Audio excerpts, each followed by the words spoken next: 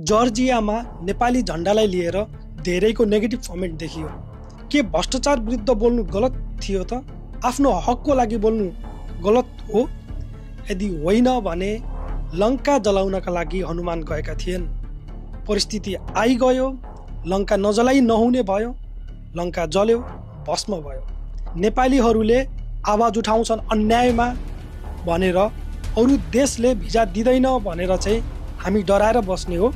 जति बेला नेपालमा जेनजीको आन्दोलन भइराखेको थियो, नेता र नेताका कार्यकर्ता नेपालमा बस्यो भने ज्यान कति बेला जान्छ, कति बेला कानुनको फन्दामा पर्न सकिन्छ, ज्यान बचाउने कोसिस गरिराखेका थिए। त्यो बेलामा नेपालका नेताहरू भागेर युएईमा जाने भन्ने कुरा व्यापक रूपमा थियो। त्रिभुवन अन्तर्राष्ट्रिय विमानस्थललाई पनि घेराउ गर्ने भन्ने कुरा थियो।